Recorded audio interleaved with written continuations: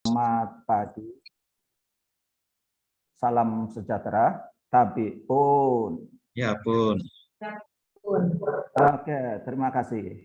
Jadi kepada yang hadir, ini adalah seminar rutin kita untuk semester ini yang ketiga. Alhamdulillah kita sudah berjalan normal, tapi memang hanya bisa tampaknya dengan berbagai kesibukan hanya bisa 2 minggu sekali. Ini jadi informasi kepada khususnya pada mahasiswa ini sampai saat ini baru bisa 2 pekan sekali. Yang tadinya diharapkan bisa dengan hybrid, tapi rupanya dengan berbagai kesibukan yang ada tidak memungkinkan untuk dihadirkan langsung. Jadi kemudian full menggunakan Zoom. Mudah-mudahan tidak mengurangi makna dari seminar ini. Jadi seminar ini adalah berusaha untuk menghidupkan, salah satunya adalah terkait dengan suasana akademik. Suasana akademik.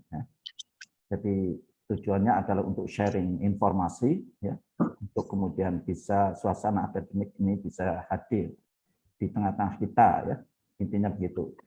Demikian tadi, jadi apa yang perlu saya sampaikan. Untuk selanjutnya, jadi ini untuk hari ini kita alhamdulillah bisa menghadirkan 2 pembicara, yaitu Bapak Dr. Insinyur Darwin H. Pangeribuan MSc. Ya. Ini hanya tidak diperkenankan untuk ditulis lengkap karena ternyata itu lengkap ada salah-salah. Iya. Saya pun kemudian setelah searching kemudian baru dapat itu, ya, maka tidak mengapa. Ini untuk Pak Darwin begitu, Pak Dr. Darwin ini akan menginformasikan pada kita tentang apa-apa yang selama ini sudah diteliti oleh beliau. Beliau akan meneliti banyak terkait dengan pupuk cair ini yang dikaitkan dengan sayuran organik. Ya. Maka judulnya hari ini adalah potensi pupuk cair terfermentasi dalam budidaya sayuran organik. Sedangkan nanti pada pembicara kedua, yaitu Ibu Dr. R.A. Ini R.A. Raden Ajeng apa ya? Nah, Raden Ajeng itu berarti masih keturunan Ratu Lampung, ya. Nah, Dr. R.A. Raden Ajeng Diana Widyastuti, SPMSI, ya. Beliau relatif baru, ya, relatif baru. Hari ini beliau akan sharing pengetahuan beliau tentang kajian ritme pembungaan dan pembuahan tanaman jambu biji kristal pada 3 lokasi yang berbeda. Ya, demikian 2 informasi yang akan disampaikan oleh para pembicara. Untuk pembicara yang pertama, Pak Darwin tampaknya sudah siap, maka kita mencoba untuk menyimak apa-apa yang akan ditemukan oleh beliau, Bapak Dr. Darwin H. Pangeribuan. Ini waktunya sebagaimana biasa di setting sampai pukul 11, ya. Jadi masing-masing 1 jam itu sudah banyak sekali. Ya. Silakan Pak Darwin. Ya, baik. Terima kasih Prof. Hesti Widodo selaku moderator. Selamat pagi, salam sehat, salam sejahtera untuk kita semua. Saya akan membawakan materi sekitar 23-24 slide begitu ya. Jadi mudah-mudahan bisa 20 menit atau 25 menit. Jadi kita lebih banyak diskusi. Baik, saya minta izin 1 menit untuk share screen. Sebentar.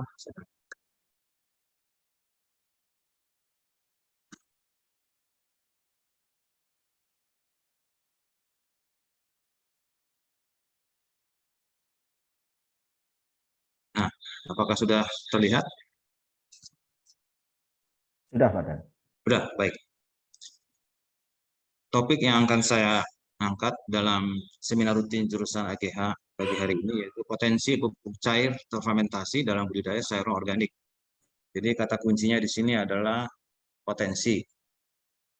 Nanti di kesimpulan akan kita angkat ya betapa potensialnya sebetulnya kita mengolah, meramu pupuk cair terfermentasi. Cair terfermentasi itu kata kunci yang kedua. Kata kunci yang ketiga adalah fermentasi, terfermentasi. Terminologi dalam biologi, tetapi juga aplikasi dalam agronomi. Dan yang keempat, kata kuncinya sayuran organik. Nah, sayuran organik ini sekarang menjadi tren menjadi pasar tertentu bagi konsumen tertentu yang membutuhkan sayuran sehat. Demikian latar belakang dari topik yang saya angkat. Nah, bicara tentang pupuk cair terfermentasi, itu kita bicara 4 hal. Ini tahapannya ya, tahapannya. Dalam setiap penelitian pupuk cair terfermentasi atau fermented leaf fertilizers atau fermented liquid fertilizers itu 4 hal. Formulasi, preparasi, komposisi, aplikasi. Nah, 4 ini aja yang harus kita kuasai betul ya. Formulasi, preparasi, komposisi, aplikasi. Nah, ini yang menjadi bahasan saya dalam seminar rutin hari ini. Dan nanti akan kita lihat bagaimana riset progres dan novelty-nya di mana. Baik, saya mulai dari pengantar lebih dulu, supaya jangan ada ketidakjelasan ya, kesepakatan dulu bahwa fermented leaf fertilizers, ya kalau di jurnal-jurnal itu umumnya disebut fermented leaf fertilizer, pakai kata leaf di sana. Jadi kalau diterjemahkan pupuk daun terfermentasi. Tapi saya lebih suka pupuk cair terfermentasi. Karena untuk membedakan ada pupuk padat dan pupuk cair.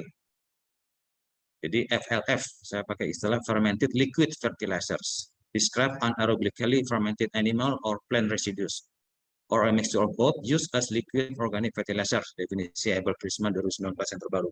Jadi pupuk cair terfermentasi itu mendeskripsikan proses fermentasi anaerobik dari limbah ternak atau tanaman atau keduanya yang digunakan sebagai pupuk cair.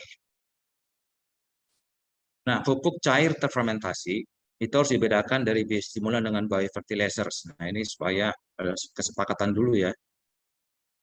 Jadi kalau tadi pupuk cair terfermentasi itu adalah hasil proses fermentasi dan pupuk. Nah, kalau biostimulan, biostim itu bukan pupuk. Jadi sifatnya adalah menstimulasi pertumbuhan perkembangan tanaman. Dia bisa berupa enzim, bisa berupa hormon yang bukan pupuk. Kalau biofertilizers itu adalah pupuk hayati yang diberikan secara dikocor, soil application ya. Nah, kalau fermented liquid fertilizer, pupuk cair terfermentasi, itu umumnya bukan dikocor, tapi disemprot atau foliar application. Nah, aplikasinya kebanyakan foliar application ini adalah pada memperkaya nutrisi bagi vegetables, ornamentals. Nah, jadi banyak penelitian tentang pupuk cair fermentasi ini diterapkan pada tanaman sayuran, tanaman hias, dan ada sedikit beberapa tanaman buah yang berdaun lebar. Nah, ini jadi ada sedikit perbedaan yang seringkali confuse gitu di jurnal ataupun di dalam diskusi antara biostimulan, biofertilizer, dengan pupuk cair fermentasi. Nah, ini mudah-mudahan menjadi lebih jelas. Baik, lanjut. Nah, tadi sudah saya jelaskan ada 4 hal ya, formulasi, preparasi, komposisi, aplikasi. Mulai dari yang pertama dulu, formulasi. Nah, ini saya kutip dari Jurnal Organic Farming yang terbaru 2019. Jadi formulasi itu artinya raw material. Bagaimana raw material, bahan dasar untuk membuat pupuk cair terfermentasi. Nah, yang standar itu adalah ini yang standar, yaitu fresh cattle manure atau kandang sapi, kemudian fresh cow milk, kemudian molase, kemudian air. Nah, ini standar. Jadi dengan 4 ini kita sudah bisa membuat pupuk fermentasi. Ya, sudah bisa. Hanya butuh fresh cattle manure, fresh cow milk, molase, dan air. Ya, rasio perbandingan ditujukan di sini 50 kg cattle manure, fresh cow milk 4 liter, molase 4 liter, airnya 145 liter. Ya, nanti aplikasi di lapangan tinggal menyesuaikannya dengan rasio standar yang ini. Nah, pertanyaannya, ini Pak, kok ada fresh cow milk ya? Ini kan susu sapi ya. Jadi begini, kalau saya baca di jurnal itu ya, memang fermented fertilizers itu banyak dimulai atau diawali oleh petani-petani di Amerika Latin yang tinggal di pegunungan tinggi, pegunungan Andes, yang mana pertanian di sana itu dicirikan dengan tidak hanya pertanian sayuran, utamanya kentang sebagai food crops, juga peternakan di sana ada. Nah, jadi sumber mikroba yang diambil di sana itu adalah umumnya dari susu. Ya, susu di sana itu banyak mengandung mikroba, dan itu dijadikan sumber mikroba di dalam pupuk fermentasi standar. Nah, di Indonesia ini atau di daerah tropis dataran rendah, ya, relatif susu itu kan hanya petani yang menjadi peternak aja yang punya sapi ya, itu diambil susunya sebagai sumber mikro. Nah, ini bisa diganti dengan E4 ya, effective microorganism for, karena yang kita ambil adalah mikroorganismenya gitu. Jadi fresh cow milk bisa diganti dengan E4 untuk kasus di Indonesia dataran rendah ini gitu. Jadi standar cukup 4 ini. Nah, berikutnya bisa diperkaya.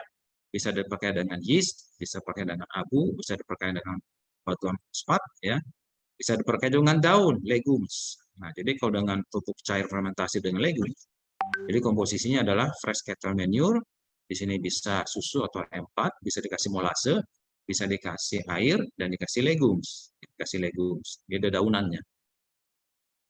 Nah, molase ini dari pengalaman kami sebaiknya menggunakan molase yang asli, ya, karena untuk membuat pupuk organik, yaitu organik, jadi pure dia, pure organik ya. Kalau menggunakan gula putih, nah itu hasil industri pabrik gula tidak dianjurkan. Demikian pula kalau menggunakan gula merah, kita khawatir gula merah sekarang ini banyak campuran lain-lain. Jadi sebaiknya menggunakan molase hasil tetesan pabrik gula tebu itu Brix-nya itu lebih tinggi, lebih manis dan lebih murni ya. Jadi menggunakan molase. Jadi pengayaannya bisa dengan legum, bisa dengan tanaman lain di sini. Begitu. Ya, jadi inilah formulasi dari pupuk fermentasi ini. Gitu. Oke, lanjut. Nah, yang kedua sesudah formulasi adalah preparasi. Nah, kata kunci dalam membuat pupuk fermentasi dari namanya saja sudah fermentasi. Memang bahan segar raw material itu yaitu masih bentuk organik ya. Untuk bisa diserap oleh tanaman dalam bentuk anorganik, dia harus melalui sebuah fase dulu. Fase dekomposisinya, preparasinya adalah kita memfermentasinya. Fermentasinya secara anaerobik, artinya tanpa oksigen. Nah, jadi kalau dengan skema kira-kira menggunakan tong warna biru seperti ini ya, ditutup, kemudian disil atau ditutup rapat ya, sehingga tidak masuk oksigen, dan supaya bisa menampung gas yang keluar akibat proses fermentasi, boleh diberikan botol kecil di sini untuk melihat tanda-tanda bahwa mikroorganisme di dalam preparasi kita itu aktif hidup ya, dicirikan nanti ada gelombang gas di sini. Nah, ini contoh gambarnya, ada gambar ini molase yang berwarna hitam, kemudian kita kasih bahan segar, kemudian difermentasi, dan jika sudah jadi lebih kurang seperti ini gambar. Nah, pengalaman kami ya, preparasi ini adalah faktor kritikal di dalam menghasilkan pupuk cair atau fermentasi.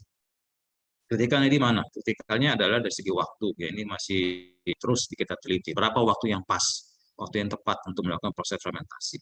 Kemudian raw materialnya, campuran raw material, bahan organiknya itu apa saja, berapa banding berapa, ya.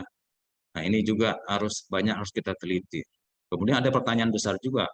Kalau hasil penelitiannya sekarang ini yang saya baca itu fermentasi itu rata tuh 3 minggu. Jadi antara 20-21 hari ya.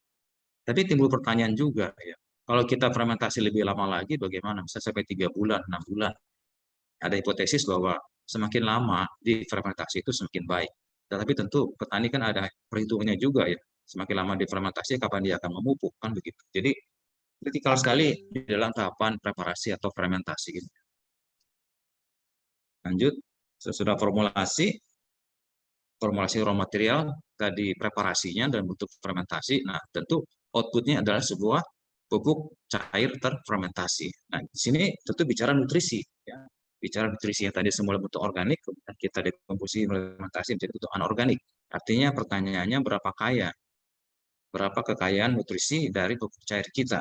Nah, ini sebuah tabel menunjukkan kekayaan nutrisi kimia di dalam pupuk fermentasi kita. Nah, kita lihat dulu yang standar ya. Standar pupuk fermentasi standar ini dia kaya mengandung N, mengandung P, mengandung K, mengandung kalsium, mengandung magnesium, bahkan juga mengandung unsur mikro, besi dan natrium di sini ya. Jadi kita lihat di sini ya, bahwa pupuk fermentasi ini kaya akan unsur hara makro, primer, NPK, dan unsur hara mikro, sekunder, kalsium, magnesium, bahkan juga mikro, FeNA. Nah, unsur mikro ini yang relatif tidak ada di unsur atau di pupuk kimia industri. Ya, karena kalau pupuk kimia industri itu kan pupuk tunggal ya. Tapi kita lihat di sini ternyata nutrisi dari tas itu kaya mengandung unsur hara makro, primer, sekunder, dan juga mikro. Nah, kita lihat pH-nya ini cukup bagus, ya, pH netral, karena electrical conductivity-nya 8,2. Jika kemudian pupuk fermentasi ini kita perkaya, ya perkaya dengan dedaunan, kita perkaya dengan ragi, aneka bahan organik, raw material yang lain, itu bisa juga memperkaya nutrisinya. Kita lihat pada tabel ini, jika diperkaya dengan kacang-kacangan, ya itu lebih banyak lagi mengandung N, lebih tinggi lagi P, demikian lebih tinggi lagi dibandingkan standar. Kemudian unsur mikronya pun lebih baik dibandingkan dengan standar. Nah, kita lihat di sini bahwa dengan memperkaya pupuk cair kita dengan aneka raw material yang sesuai dengan potensi yang ada di sekitar kita, itu mengenrich, ya, memperkaya kualitas nutrisi dari pupuk fermentasi kita. Nah, 3 itu tadi ya, formulasinya, preparasi, komposisi, dan aplikasi. Nah, aplikasi artinya aplikasi di lapangan, aplikasi kepada tanaman. Nah, ini cukup dijelaskan di dalam riset progres yang kami kerjakan saja, ya. Baik, sekarang saya akan menampilkan beberapa riset progres kemajuan penelitian, ya, yang kami kerjakan, kami garap bersama. Ini pekerjaan kelompok, ya, tidak saya sendiri. Baik, yang pertama kami ingin melihat dulu raw materialnya, Kira-kira apa sih raw materialnya? Kami melakukan percobaan teknik fermentasi campuran bahan organik sebagai sumber nutrisi organik pada saran sawi yang ditanam dengan hidroponik. Ini sudah accepted, tinggal diperbaiki. Ini agak banyak kalimat, ya. Ini gini, saudara. Jadi perlakuannya itu ada 4 faktor: kontrol, ekstrak, campuran bahan daun kelor, sabut kelapa, rumput laut. Jadi raw materialnya daun kelor, sabut kelapa, rumput laut. Nah, kami fermentasi dengan air hangat. Yang kedua, raw materialnya sama, daun kelor, sabut kelapa, rumput laut, kami fermentasi dengan air dingin. Yang berikutnya, raw materialnya masih sama, daun kelor, sabut kelapa, rumput laut, kami fermentasi dengan metode fermentasi yang standar, metode fermentasi, ya. Jadi teknik fermentasi air hangat, air dingin, fermentasi. Kemudian percobaan yang keduanya, ini kami membuat ekstraksi daun sabut kelapa, rumput laut, difermentasi 10 hari. Kemudian dengan raw material yang sama kami fermentasi 20 hari. Kemudian perlakuan berikutnya dengan raw material yang sama kami fermentasi 30 hari. Kami ingin menjawab hipotesis berapa hari sih waktu yang terbaik untuk fermentasi? Apakah 10 hari, 20 hari, 30 hari? Ya, ini percobaan awal kami untuk mengetahui raw materialnya dan teknik fermentasinya. Nah, kita lihat dulu kekayaan komposisi nutrisi dari pupuk cair fermentasi di lab. Ya. Kita lihat di sini kalau kami bandingkan dengan AB mix, ya, memang AB mix itu sudah jelas pasti lebih bagus, lebih unggul, ya, karena dia memang sudah diformulasi khusus oleh sebuah industri. Nah, kita lihat di sini kalau kami membuat fermentasi dengan metode air hangat, air dingin itu, dan fermentasi, ya, kalah dia kandungan NPK-nya dengan AB mix, ya, tentu saja. Karena ini kan bahan organik raw material yang sifatnya organik, ya. Jadi kandungan NP dan K-nya, ya, itu masih kalah dibandingkan AB mix. Kemudian kami lihat juga nutrisi teknik fermentasi 10, 20, 30 hari. Nah, kalau kita lihat di sini bahwa nutrisi yang difermentasi agak lebih lama, di atas 10 hari, itu sedikit lebih baik dibandingkan yang terlampau singkat, hanya 10. Nah, sekarang kita lihat hasilnya bagaimana. Mana yang terbaik?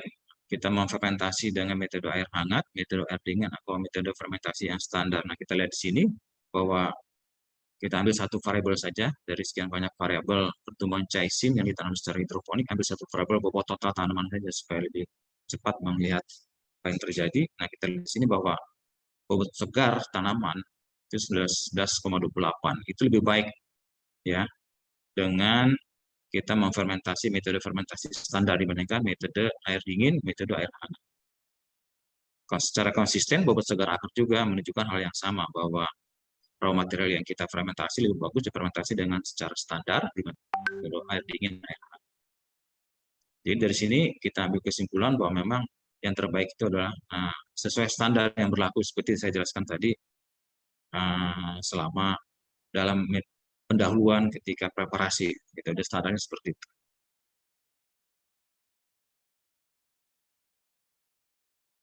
Kita lihat sini, kita lihat satu variabel bobot total 3 tanaman yang ditanam secara hidroponik, ternyata dari 10, 20, 30 hari.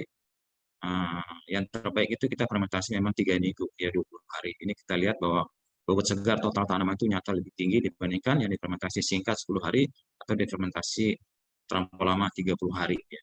Memang secara statistik angkanya ini lebih kecil daripada bobot total 3 tanaman, bobot segar 3 tanaman di mana AB mix-nya itu sangat dipahami ya, karena nutrisi AB mix kembali ini adalah pupuk lengkap ya, pupuk AB mix itu kan pupuk lengkap ya.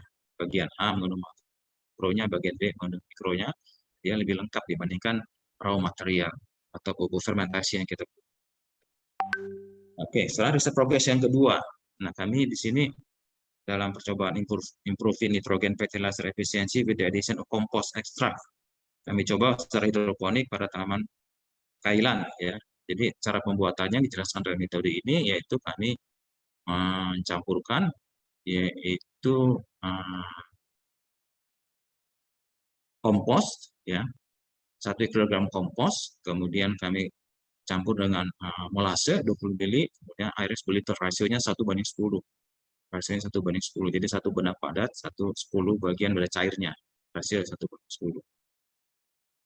Nah, ini kalau kita lihat yang kami buat itu ada dari ekstrak pupuk kandang, comino ekstrak, kemudian kami juga buat ekstrak dari jerami, rice straw ekstrak, dan kami buat ekstrak vermi kompos. Nah, kami ingin tahu dari 3 jenis raw material yang berbeda ini, comino, rice straw, dan vermi kompos, mana yang terbaik di antara 3 raw material ini. Oke, kita lihat dulu hasil analisis di sini, bagaimana kekayaan nutrisi dari 3 jenis fermentasi ini. Kita lihat di sini ternyata, dan dari N, itu vermi kompos itu lebih tinggi kandungan N-nya. Kemudian kalau P yang terlarut itu relatif sama, K yang terlarut itu banyak di rice straw, jerami padi ekstrak kaya akan K, C organiknya relatif sama, kemudian kalsiumnya banyak di comino. Jadi kita lihat di sini vermi kompos itu kaya akan nitrogen. Sesuai dengan penelitian kami pada hidroponik tanaman kailan, yang mana tanaman kailan adalah sayuran ya, yang diperlukan paling penting adalah nitrogennya. Nah, kalau kita lihat hasilnya di sini pada tabel ini, kita ambil satu variabel saja, plant fresh weight, bahan segar kailan. Di sini kita lihat ternyata memang benar bahwa bobot segar sayur kailan itu ya 93,3 itu nyata lebih baik dari comino, tapi dengan rice straw itu tidak beda. Oh, dengan rice straw juga nyata lebih tinggi. Jadi kita lihat ini 93,92 gram bobot segar kailan lebih tinggi daripada comino, rice straw, apalagi yang tanpa kompos sama sekali. Nah, dalam percobaan ini kami juga ingin melihat efisiensi nitrogennya yang kami bandingkan dengan aplikasi urea 0, 100, 200 kg per hektar. Nah, pada data selanjutnya bisa kita lihat, tapi tidak dijelaskan di sini, bahwa ternyata memang vermikompos, ya, ekstrak vermikompos yang kita berikan, maka si tanaman itu lebih efisien memanfaatkan nitrogennya. Ya. Jadi lebih efisien memanfaatkan nitrogennya dibandingkan dengan efisiensi rice straw maupun comino. Baik, lanjut kepada riset kemajuan progres yang ketiga. Ini yang kami teliti di sini yaitu bagaimana pengaruh dari busa jerami dan kaurin atau pupuk cair sapi, ya, pupuk urin sapi, kaurin growth. Kami percobaannya adalah ada 2x4 rancangan acak kelompok tutorial, ada yang diberi musa, ada yang tanpa musa, dan kemudian kami ingin tahu konsentrasi kaurin, ya, pupuk cair dari urin sapi itu konsentrasinya terbaik berapa pada tanaman jagung manis, apakah 2,5, 5, 7,5, atau kan 10. Ini kami ingin tahu. Nah, raw material yang kami pakai di sini ini yaitu 3 liter of kaurin, 3 kg buah maja, mojo, eagle parmelos, 2 kg starfruit, acarora, bimbing, 2 kg pineapples, ananas komosus, 1 kg kurkuma henna, 1 kg white turmeric, kurkuma mangga, dan 1 kg banana plum, musa paradisiaca. Nah, kita lihat di sini bahwa kekayaan hayati yang ada di sekitar lokasi ini bisa kita manfaatkan, maksimalkan, kita olah, kita ramu menjadi sebuah pupuk fermentasi. Dan dia tentu mesti ada bahan dasarnya, yaitu kaurin sebagai sumber. Nah, ini yang kami coba dengan rasio perbandingan 3:3:2:2:1:1. Nah, kita lihat hasilnya. Ini saya tampilkan data variabel vegetatif saja, karena hasilnya konsisten, baik vegetatif maupun generatif, hasil itu hasilnya konsisten. Saya ambil vegetatif saja yang mewakili, ambil satu saja yang mewakili karena waktu tinggi tanaman, ya. Nah, kita lihat di sini bahwa semakin tinggi konsentrasi pupuk cair kaurin, urin sapi itu, semakin tinggi tanamannya. Demikian pula jumlah daunnya, ya, tingkat kehijauan daunnya itu semakin tinggi. Ini hubungannya masih linear. Nyatakan dengan persamaan garis regresi linear ini pada persamaan di atas dengan R kuadrat 0,90. Ini konsisten pada variabel hasil juga, tapi tidak dicantumkan di sini semua sekarang memang. Jadi di sini kami berpikir, oh ternyata sampai dengan konsentrasi 10, ya, si tanaman tuh masih memberikan respon yang linear. Jadi masih ada harus pertanyaan atau hipotesis lebih jauh pada penelitian yang akan datang, sebenarnya berapa sih konsentrasi yang pas ketika kita mau aplikasikan kaurin, pupuk cair kaurin. Nah, ini juga sekaligus menjawab pertanyaan di awal saya tadi bahwa penelitian tentang aplikasi itu sangat luas sekali, ya. Baik konsentrasinya berapa, dosisnya berapa, itu sangat tergantung kepada banyak hal. Lanjut. Penelitian berikutnya yang ketiga, kami mencoba sebagai pupuk fermentasinya, bahan dasarnya adalah dari fermentasi pupuk kandang sapi. Kemudian kami perkaya dengan daun gamal, kami perkaya dengan daun kelor, kami perkaya dengan daun Afrika. Nah, daun gamal, daun kelor, daun Afrika ini juga ada keragaman Haiti banyak di sekitar kita, ya, di sekitar pertanian kita. Nah, kita lihat kekayaannya di sini bahwa ternyata pupuk fermentasi, pupuk kandang sapi plus dedaunan itu relatif cukup menghasilkan nutrisi yang kaya. Memang angkanya lebih kecil, relatif sedikit, bahkan lebih tinggi nih, ya, dibandingkan AB mix nih, ya. Ini ada yang lebih tinggi, ada yang lebih rendah, nih. Sangat beragam. Tapi secara umum kita lihat di sini bahwa cukup prospektif. Ternyata pupuk fermentasi yang berbahan dasar pupuk kandang sapi plus dedaunan cukup prospektif dilihat dari suara NPK-nya. Memang kalau dibandingkan standar dari Fermentan 2011 ini masih di bawahnya. Tapi kan setidaknya kita mempunyai alternatif, berpikir alternatif bagaimana kita bisa mensubstitusi pupuk AB mix yang harganya semakin mahal dalam budidaya sayur organik hidroponik. Nah, kita lihat hasilnya di sini. Dari sekian variabel kita ambil saja satu variabel, misalnya bobot segar tajuk, ya, bobot segar tajuk. Nah, kita lihat di sini ternyata dibandingkan dengan kontrol positif AB mix, ya, pupuk cair fermentasi yang pupuk kandang sapi plus aneka dedaunan itu hasilnya tidak beda nyata.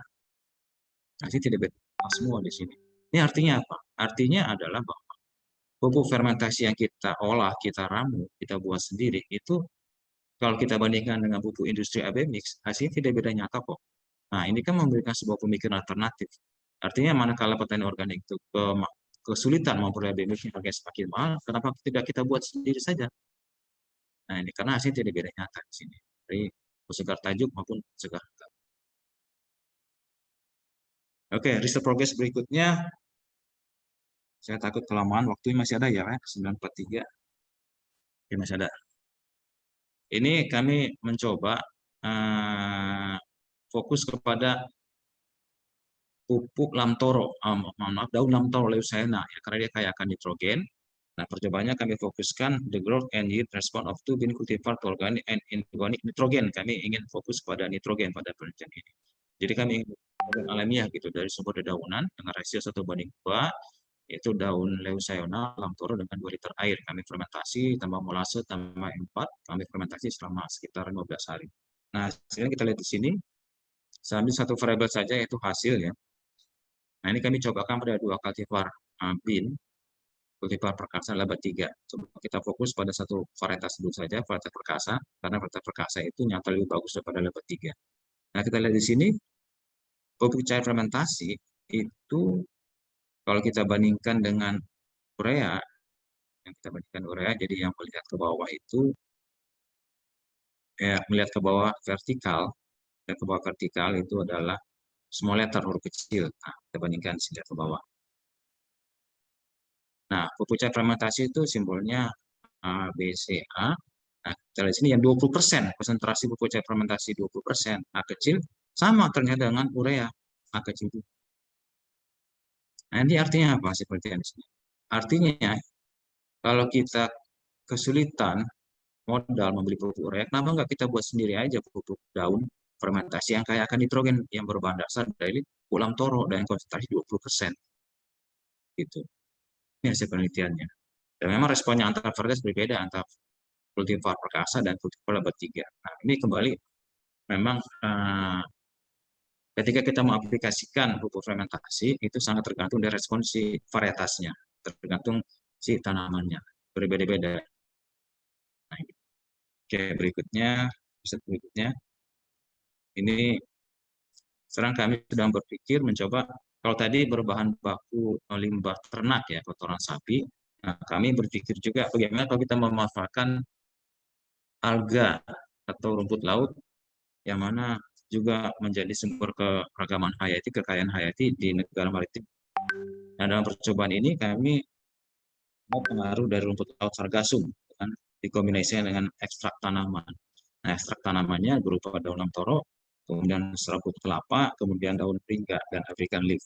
Jadi rumput laut ditambah dengan aneka dedaunan. Nah, kita lihat satu variabel saja, misalkan di sini root fresh weight, bobot segar akar ya. Memang ekstrak fermentasi masih kalah sih dengan kalau kita lihat dari parameter root fresh weight ya, masih jauh sekali. Nah, tetapi kita kan memberikan sebuah pemikiran alternatif ya.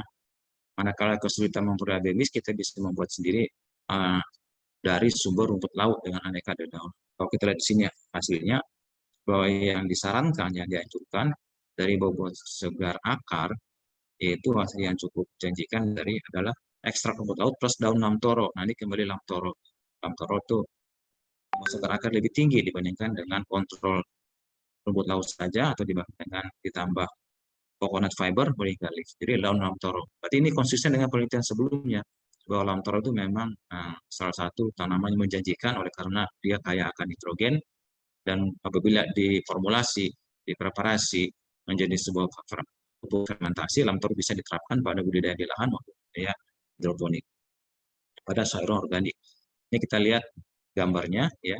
Yang sebelah kiri ini tanaman yang lebih sehat, tanaman hidroponik ini sehat karena diberi treatment perlakuan abemix, yang sebelah kanan hanya di perlakuan lamtoro dengan pupuk laut. Memang secara visual kelihatan masih kalah ya. Tetap lebih bagus yang diberikan abemix. Tapi setidaknya kita dalam penelitian-penelitian ini kita sudah memberikan sebuah gambaran awal bahwa potensi dari aneka jenis dedaunan itu bisa kita ramu sebagai pupuk cair fermentasi. Oke, ini yang slide yang dua terakhir. Sekarang pertanyaannya bagaimana novelty-nya ya, bicara novelty. Nah, kalau novelty berarti kita lihat dulu recent research-nya ya, penelitian terbaru bagaimana, kemudian bagaimana posisi penelitian kita sekarang ini. Nah, saya ambil dari Jurnal Organic Farming 2019, ini berarti masih sekitar 2,5 tahun, 3 tahun gitu, masih relatif baru. Bagaimana kemajuan riset pupuk cair fermentasi?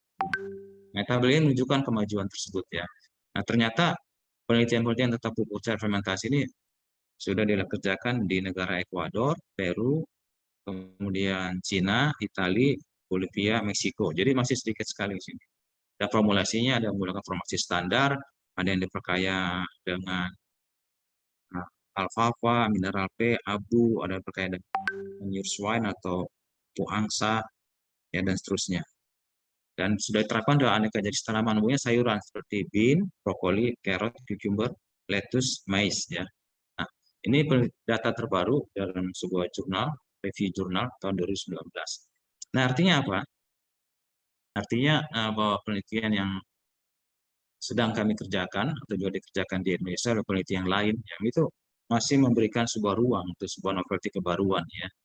Karena kita lihat di sini pada data 2019 saja masih sangat jarang, masih sangat langka bagaimana potensi dan aplikasi dan pengaruh dari pupuk cair fermentasi itu pada aneka jenis farm vegetables ya. Pada penelitian ornamentals belum ada, penelitian buah-buahan juga relatif masih sangat jarang nih, masih sangat jarang. Oke, jadi ruang atau novelty untuk kita memberikan kontribusi yang signifikan bagi pupuk cair fermentasi sebagai sumber alternatif adalah masih luas. Baik, sebagai kesimpulan, sebagai temuan seminar rutin hari ini ada 4 kesimpulan. Ini bisa menjadi bahan diskusi kita. 1. Pupuk cair terfermentasi berpotensi sebagai salah satu alternatif untuk mensubstitusi pupuk industri anorganik dalam skala pertanian skala kecil. Nah, ini saya tulis skala pertanian skala kecil. Jadi pertanian organik itu kalau menurut hemat kami memang pas dikerjakan oleh pertanian skala kecil. Untuk skala industri itu mungkin masih long term ya. Oleh karena dalam pertanian skala kecil di sana harga sumber daya seperti harga pupuk yang semakin mahal diakibatkan oleh harga bahan bakar yang semakin terus meningkat, maka petani skala kecil harus berpikir alternatif ya. Bagaimana mereka bisa menjadi petani organik, petani yang maka sumber yang lokal dia ada, diolah, diramu, jadi pupuk fermentasi. Kedua, pupuk cair terfermentasi dapat diramu dengan memperhatikan prinsip-prinsip sumber organik bahan segar dari limbah hewan dan atau limbah tumbuhan yang harus melewati tahap fermentasi dengan bantuan. Nah, kata kunci di dalam penelitian pupuk cair fermentasi dan fermentasi itu sendiri ya, masih harus terus kita gali bagaimana mikroba itu berperan itu mendekomposisi bahan segar itu menjadi bahan yang tersedia, unsur hara yang tersedia bagi tanaman. Berapa lama difermentasi, teknik fermentasinya, dan bagaimana komposisi raw materialnya, apa saja yang harus diberikan, nah itu masih terus harus diteliti lebih jauh. 3. Pupuk cair terfermentasi dapat diaplikasikan pada budidaya sayuran organik dengan konsentrasi dan teknik aplikasi yang sesuai dengan respon tanaman masing-masing. Ini hal ketiga juga bahwa setiap tanaman itu memiliki respon berbeda terhadap jenis pupuk cair fermentasinya. Gitu. Jadi contoh yang hasil penelitian sebelumnya, kalau kita hendak berbudidaya hidroponik, sayuran daun berarti yang kita pikirkan adalah kandungan nitrogen yang dalam pupuk fermentasi itu harus kaya. Karena kita cari jenis tanaman yang kaya akan nitrogen. Demikian seterusnya tergantung respon tanaman masing-masing. Kemudian konsentrasinya pun kita harus lebih hati-hati. Tadi sudah saya tunjukkan bagaimana penelitian sampai dengan konsentrasi 10 ml per liter itu ternyata masih linear.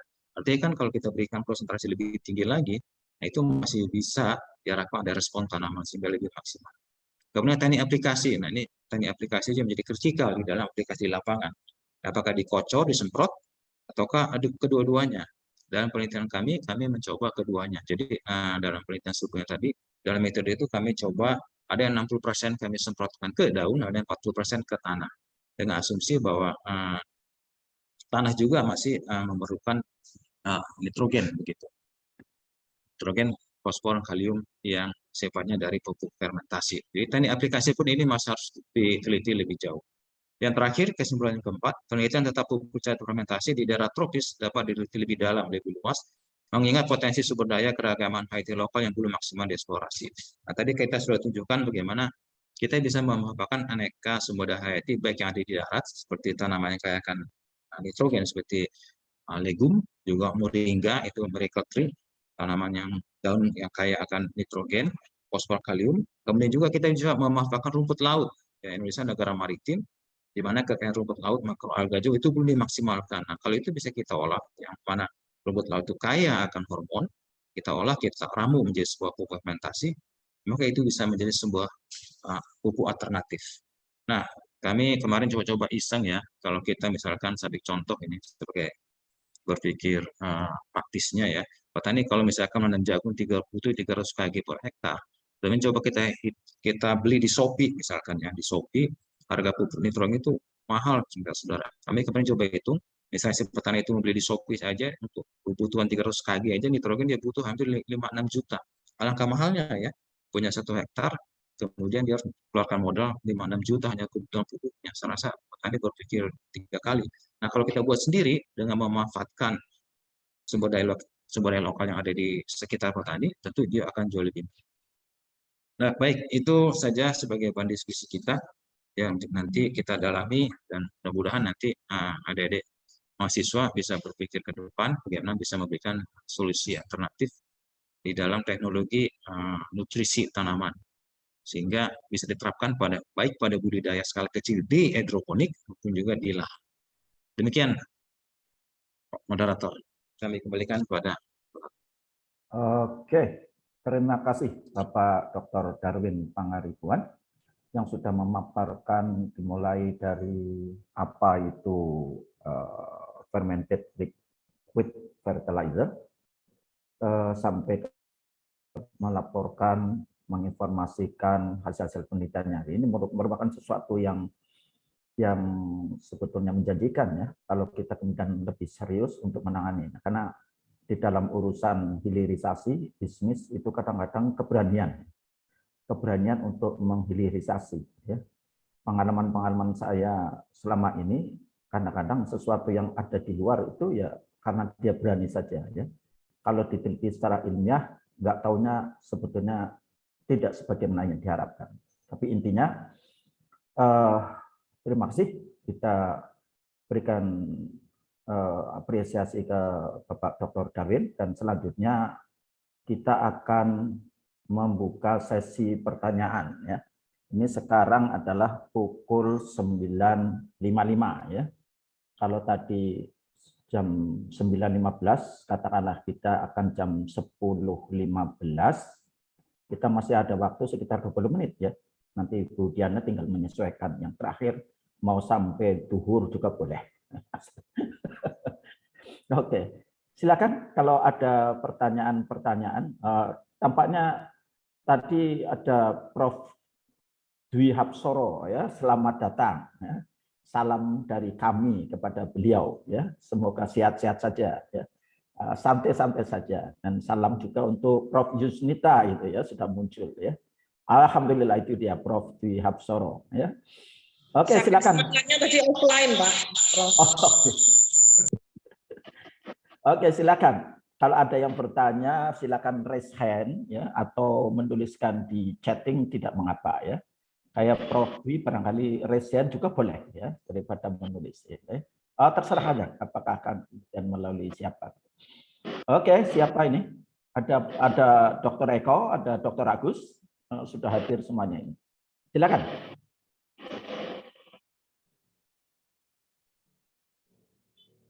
Oke, Prof. Yusnita, silakan, Prof. Langsung saja. Pak Darwin, terima kasih. Beberapa ini kok echoing ya? Apanya echo? Ada jumlahnya. Beberapa minggu yang lalu itu ada peneliti bagian biologi bagian soil biology-nya GGF itu ke sini diskusi dengan saya mengenai pupuk mereka. Jadi mereka sudah membuat semacam pupuk hayati begitu yang diaplikasikan ke nanas. Tetapi problemnya adalah ketika itu dipakai, jadi kalau dipakai di yang skala kecil itu bagus, merangsang akar dan sebagainya, pertumbuhannya sangat bagus. Tetapi ketika dia digunakan untuk ratunnya itu di atas dan akarnya tidak bisa bagus gitu ya. Akarnya enggak, karena dia lebih di atas posisinya. Sehingga mereka memandang perlu untuk memodifikasi pupuk mereka dengan something like zat perangsang tumbuh pengakaran. Nah, yang seperti ini berarti saya tidak memandang dari tadi formulasi dan sebagainya.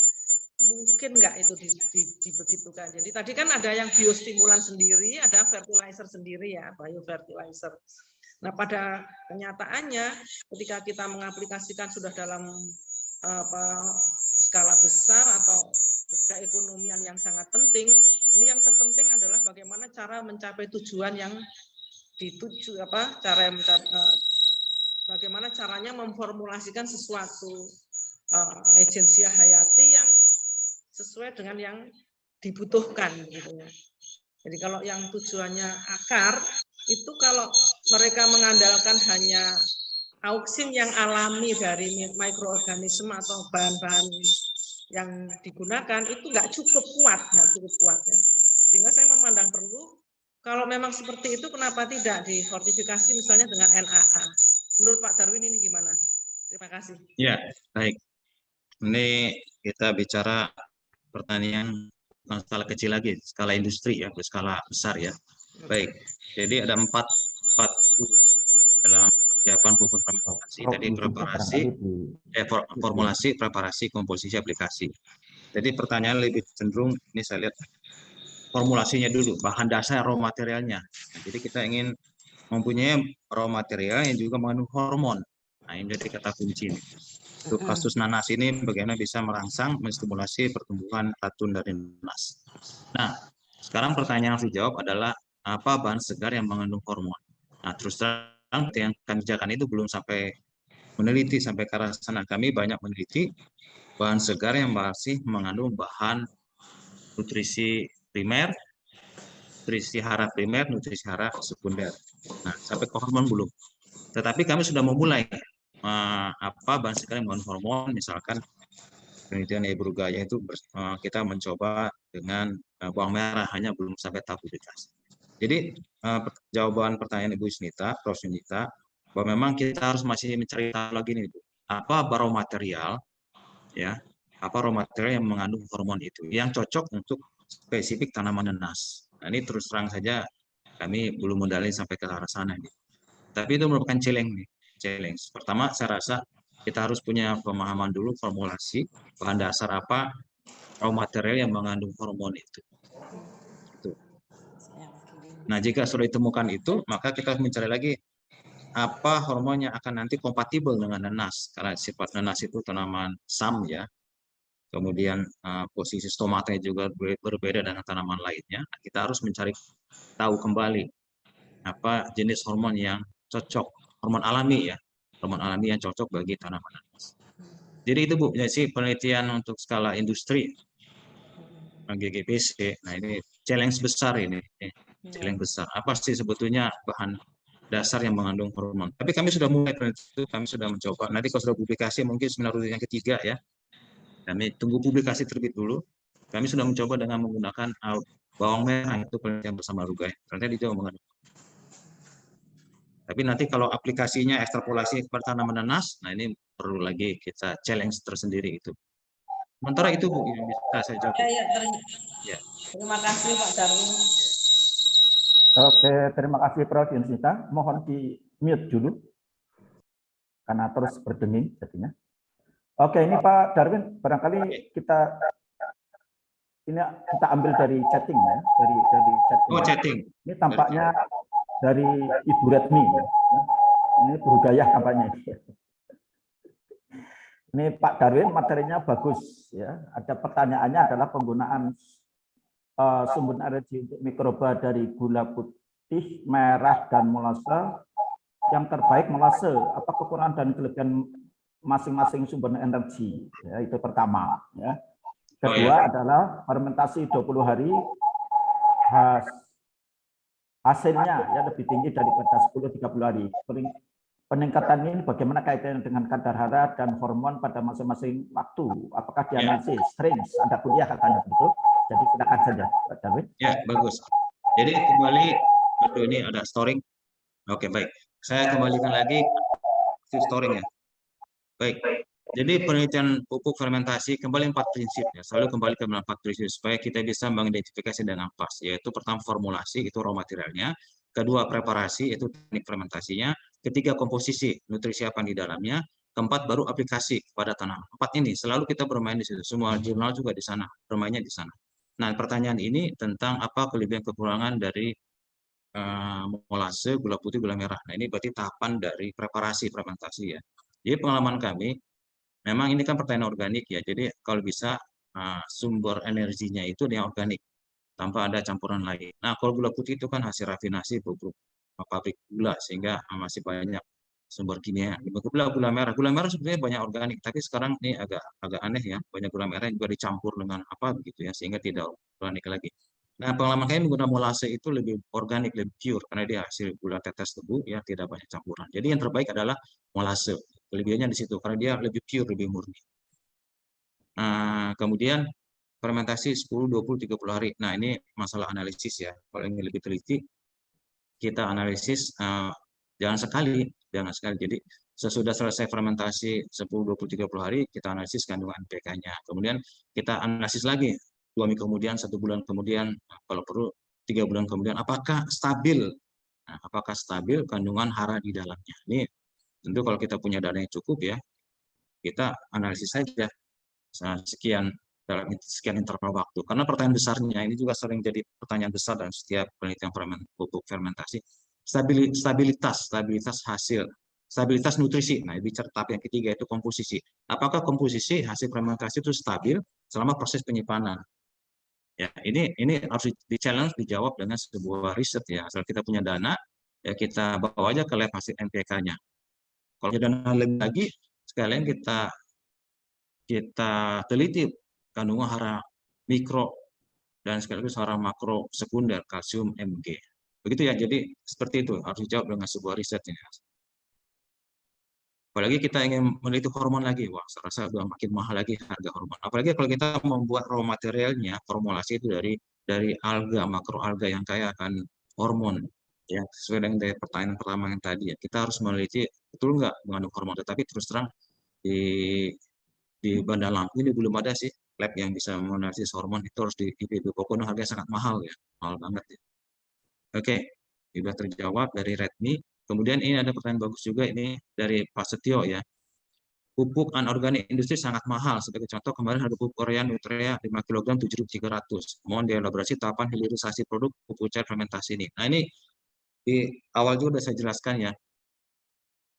Kalau contoh kasus kita menanam jagung, butuh 300 kg urea saja. Coba kita buka Shopee atau Tokopedia, mohon maaf sebutkan ini ya. Maka kita sudah pernah hitung, dengan 300 kg saja kita petani itu butuh modal sampai 6 juta. Serasa nggak ada petani yang mau keluar modal awal sampai puluhan, sampai 5-7 juta untuk membeli pupuk industri. Oh, sangat mahal sekali ya sekarang. Kemarin saya konsultasi dengan sebuah perusahaan hidroponik ya. Mereka juga sekarang untuk buat ABMX mahal banget mereka. Karena harga sayuran organik itu murah. Karena semen pasar di Bandar Lampung ini jarang orang mau beli sayur organik ya. Jarang, karena ngapain beli sayuran, mendingan beli di pasar tradisional saja. Jadi udah harga daun daun organik murah, boro-boro mau beli lagi pupuk ABMX yang semakin mahal segala macam gitu ya. Nah, mereka sekarang industri hidroponik di Bandar Lampung yang kemarin kami kunjungi, mereka buat sendiri, Bapak. Buat sendiri pupuk cairnya. Itulah gantinya di sana. Itu contoh konkret gitu. Bagaimana sekarang perhitungan ekonomis memang harus matang betul, kalau tidak kita bertani hanya sebagai hobi, bukan mengambil profit. Nah, kemudian bagaimana tahapan hilirisasi pupuk cair fermentasi ya? Ya, sebetulnya kita kemarin saya ngasih kuliah pertanian organik kepada mahasiswa, sudah saya jelaskan peluang-peluang kita menjadi agribisnis di pupuk cair fermentasi dengan memformulasi sendiri. Jadi 4 tahapan itu harus kita kuasai, yaitu pertama formulasinya, yaitu raw materialnya, bahannya apa saja. Kemudian fermentasinya, teknik fermentasinya itu harus kita kuasai. Ketiga, kita analisis komposisi nutrisinya, baru kita tahu bagaimana aplikasikannya. Nah, permainannya di situ untuk produk hilirisasinya. Jadi kita harus bermain jenis raw materialnya. Dalam penelitian kami yang sudah publikasi di Ajab itu ya, kami mainkan konurin, kemudian ditambahkan aneka tanaman rempon buat obatan dengan perbandingan 3:3, 2:2, 1:1. Nah, itu aja dimainkan, itu sudah menjadi sebuah kekayaan nutrisi sendiri yang akan spesifik bagi tanaman tertentu. Jadi peluang elaborasi hilirisasinya adalah besar sekali, bahkan menjadi paten kalau memang kita mau bermain di situ, tapi saya nggak terlalu pusing dengan paten.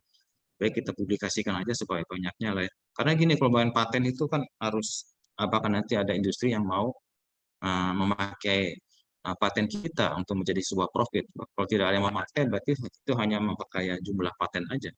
Gitu. Jadi ini kembali dengan kesimpulan pertama tadi saya sebutkan ya, pertanian organik itu memang masih dalam skala kecil untuk di Indonesia sekarang ini. Mungkin yang akan datang akan menjadi skala industri skala besar, sehingga di sana akan banyak paten dilahirkan karena ada profit di sana.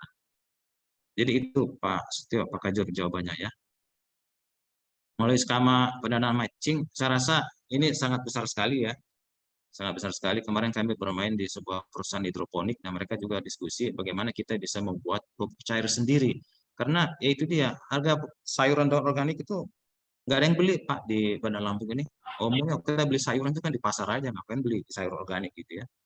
Murah harganya. Jadi kenapa kita harus beli mahal-mahal pupuk buat sendiri gitu supaya ada profit di sana. Jadi peluangnya besar untuk asal kita mau menseriusi penelitian ini. Nah, demikian Pak Moderator. Oke, terima kasih Bapak Dr. Darwin. Nah, saya yakin ini kalau saya buka lagi mesti ada ya yang bertanya. Cuma waktunya tinggal 5 menit, kalau satu pertanyaan saja itu bisa kemudian akan panjang. Nah, kasihan Bu Diana, Diana sudah gemes gitu ya, ingin menyampaikan pengalaman-pengalamannya, sharing untuk kita. Oke, kalau gitu kita berikan apresiasi dan aplaus untuk Bapak Dr. Darwin Pangarbian. Terima kasih, Pak Darwin. Terima kasih, Prof. Oke, untuk selanjutnya adalah Ibu Dr. saya bacakan lengkap ya, khawatir saya salah. Ibu Dr. Raden Ajeng, kayak orang Jawa. Raden Ajeng Diana Widyastuti, SP MSI ya, yang akan men-sharing pengetahuan beliau, ilmu beliau tentang kajian ritme pembungaan dan pembuahan tanaman jambu biji kristal pada 3 lokasi berbeda. Silakan Ibu Dr. Diana, silakan. Terima kasih Pak Prof. Esti atau Bapak Moderator. Pak, mungkin suaranya Pak Darwin dimatikan, Pak. Pak Darwin mungkin. Iya. Tolong suaranya Pak. Ya, baik. Assalamualaikum warahmatullahi wabarakatuh. Selamat pagi menjelang siang dan salam sejahtera bagi kita semua. Tabi pun. Ya pun. Ya, ini mungkin saya share dulu PPT-nya. Jadi ini sebenarnya saya ingin berbagi ataupun sharing tentang ini adalah bagian dari disertasi saya.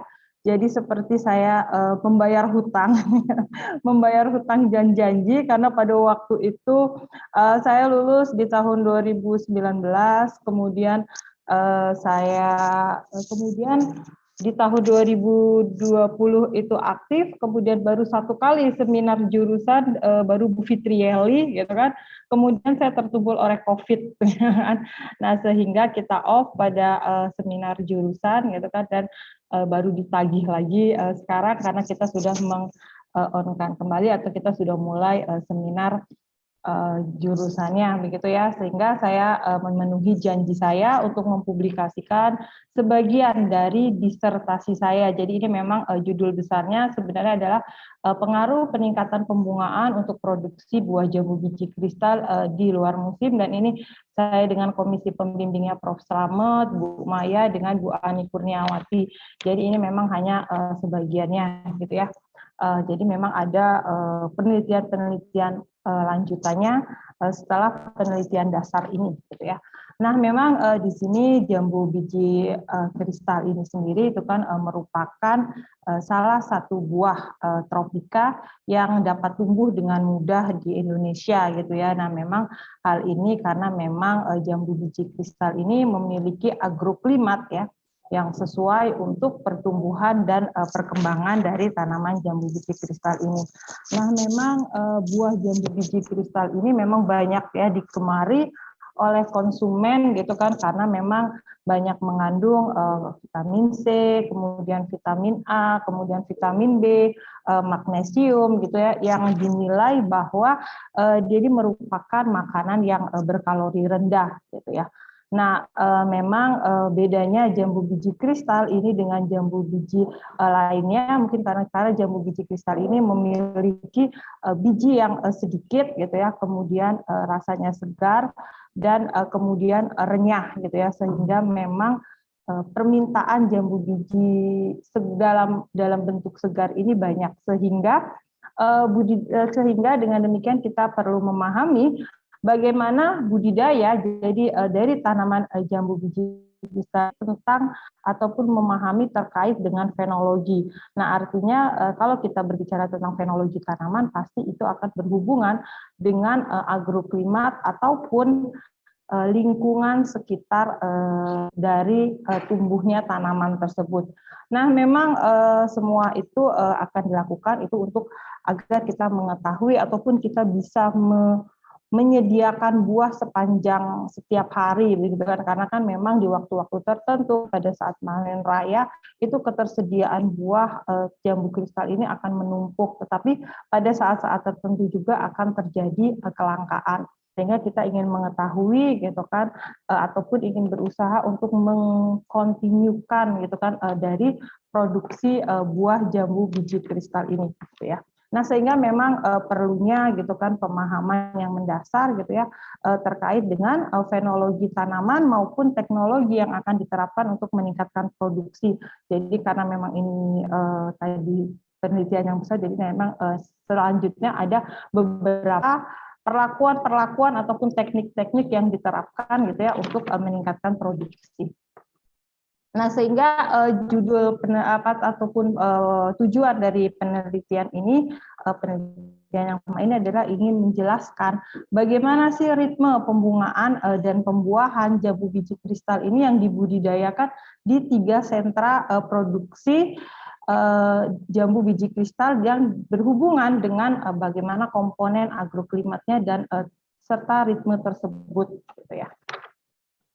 Nah, penelitian yang pertama ini memang mengambil tema tentang kajian ritme pembungaan dan pembuahan jambu biji kristal di 3 lokasi yang berbeda. Jadi ini memang dilaksanakan di Lampung, Bogor, Sukabumi, begitu kan, di mana di 3 sentra tersebut adalah merupakan sentra produksi jambu biji kristal, gitu kan ya. Memang ini ada 3 musim sebenarnya, 2 kali musim tapi pengulangan. Tadinya jadi sekitar 1,5 tahun, tadinya mau 2 tahun gitu, untuk mengamati fenologinya, tetapi karena keterbatasan waktu akhirnya dibuat 1,5 tahun gitu kan. Jadi memang ada 30 tanaman jambu biji kristal yang menghasilkan itu yang diamati gitu kan. Nah, kemudian keseragaman umur tanaman, tinggi tanaman, diameter tajuk dan lain sebagainya itu dibuat secara homogen. Kemudian peubah variabel pengamatan itu sama seperti variabel pengamatan pertumbuhan, jumlah tunas, waktu muncul bunga, jumlah bunga, kemudian pola pembungaan, pola panen, jumlah buah sampai dengan ke kualitas buah, PTT dan ATT. Nah, ini adalah kajian ritmenya. Nah, memang untuk agroklimat ya, gitu ya, pada setiap lokasi itu memiliki rataan curah hujan, kelembapan udara maupun suhu relatif itu yang berbeda-beda. Di mana suhu rataan di Lampung itu berkisar antara 26,6 gitu kan, dengan suhu tertinggi itu di bulan April itu sekitar 26,9 dan suhu terendah itu di bulan November itu sekitar 26,1. Nah, memang tidak jauh berbeda untuk Lampung dengan Bogor, di mana Bogor itu juga memiliki suhu rataan itu 25,8 dan suhu tertingginya 26,1 di bulan Juli, dan di bulan November itu suhu terendah. Nah, kemudian di Sukabumi itu menunjukkan bahwa suhu rataannya adalah sekitar 23, kemudian suhu tertinggi di bulan Mei dan terendah di bulan November, begitu ya. Nah, kemudian memang kelembapannya itu berkisar antara 80 sampai 63% itu di Lampung, kemudian di Bogor itu 79,83% dan di Sukabumi itu kelembapan rataan di 84,34% dengan curah hujan untuk di Lampung itu 2.383,28 mm per tahun dan di Bogor 3.428,56 mm per tahun dan di Sukabumi itu adalah 4.326,46 ya. Oke, kok nggak mau next? Oke, nah kemudian dari rataan suhu kelembapan maupun curah hujan tersebut gitu kan didapatkan bahwa jumlah tunas itu ya, jumlah tunas baik itu dari tunas vegetatif maupun tunas generatif, jadi dari total keseluruhan tunas yang didapatkan, kemudian diketahui bahwa di Lampung itu menghasilkan 23% itu adalah tunas vegetatif dan 77% itu adalah tunas generatifnya. Kemudian di Bogor itu ada 31% itu adalah tunas vegetatif dan tunas generatifnya itu adalah 69%, serta di Sukabumi itu ada 58% itu adalah vegetatif dan 42% adalah generatif. Jadi memang di Sukabumi ini cenderung lebih sedikit tunas generatifnya gitu. Jadi lebih banyak semua tunas yang dihasilkan adalah vegetatif gitu. Karena memang kondisi di Sukabumi ini benar-benar berada di atas pegunungan atau di dataran tinggi sekali gitu kan. Nah, kemudian dari tunas-tunas generatif tadi, kemudian kami beri tanda atau hitung gitu kan, mulai dari dia kuncup bunga gitu kan, kemudian ditandai dengan warna merah gitu kan, nah kemudian di bunga-bunganya atau kemudian itu dari kuncup bunga itu dihitung berapa hari sih dari mulai kuncup sampai dengan bunga itu mekar gitu kan. Nah kemudian di Lampung, Bogor maupun Sukabumi itu menunjukkan perbedaan waktu walaupun tidak berbeda jauh mungkin untuk di Bogor dan Lampung begitu ya, di mana di Lampung dari mulai dia periode kuncup sampai dengan mekar itu mencapai 13 hari, kemudian dari dia periode mekar sampai dengan berbuah itu 34 hari, dan pada periode pembesaran buah itu ada 80 hari. Kemudian di Bogor itu ada 15 hari pada periode dari kuncup sampai dengan mekar, kemudian periode dari mekar sampai dia berbentuk bakal buah itu 35 hari, dan pembesaran buah itu 81 hari gitu kan. Kemudian di Sukabumi cenderung lebih lama dibandingkan dengan Lampung dan Bogor, di mana periodenya itu 17 hari dari mulai kuncup sampai dengan mekar ataupun antesis gitu kan. Nah, kemudian ada di 42 hari itu periode mekar sampai dia berbentuk bakal buah, dan pada pembesaran buah itu sekitar 85 hari. Sehingga periode dari memang mulai dari kuncup dengan sampai dengan panen itu di Sukabumi itu paling lama sekitar 144 hari dibandingkan dengan Lampung dan Bogor yang cenderung lebih cepat, di Lampung 127 hari dan di Bogor 131 hari. Gitu kan. Nah, kemudian pola pembungaan ini juga dapat dikaitkan dengan pola pembungaan dengan suhu dan curah hujan, di mana memang ya biru itu adalah di Lampung itu kan memang polanya bunganya, karena di Lampung itu bunganya lebih banyak sehingga polanya memang lebih panjang. Jadi menghasilkan bunga walaupun tidak mungkin tidak begitu banyak, tetapi dia terus menghasilkan bunga sehingga polanya itu lebih panjang, dan pola itu terjadi hampir sama baik di periode 1, periode 2 maupun di periode pengulangan ataupun periode ketiganya gitu kan. Nah, itu terjadi konsisten di Lampung, tetapi kalau di Sukabumi itu cenderung polanya menunjukkan lebih pendek ya, karena memang berkaitan dengan jumlah bunga yang dihasilkan lebih sedikit gitu kan. Nah, di mana di Lampung itu pada periode pertama itu ya 31 Mei itu adalah jumlah bunga tertinggi itu sekitar kurang lebih 18 dengan suhu yang normal yaitu 28 dan curah hujannya hampir tidak ada begitu kan. Kemudian di Bogor sendiri itu ada di 4 Juni itu jumlah bunga tertinggi dengan jumlah sekitar 14 ya, dengan suhu 27 dan curah hujan juga tidak ada, pada hari itu tidak hujan gitu kan. Kemudian di Sukabuminya ada di tanggal 21 Juli itu sekitar 17 gitu kan, kemudian dengan suhu normal 26 dan ada hari hujan 14 mm per harinya gitu kan. Nah, kemudian di periode kedua itu ada di sama di 24 Desember itu ada sekitar 21 jumlah buah dengan suhu 27 dan curah hujannya ada 1 mm begitu ya. Kemudian di tanggal 28 Desember itu di Bogor ya, itu ada 16 jumlah bunga. Kemudian dengan suhu 27 dan curah hujannya tidak ada begitu kan. Kemudian di 31 Desember itu di Sukabumi itu ada 20 suhunya 25 dengan curah hujan sekitar 8 mm per harinya begitu ya. Begitu juga dengan di periode pengulangan ataupun periode ketiganya gitu kan. Bahkan jadi rata-rata memang yang ada curah hujan setiap hari itu terjadi di Sukabumi.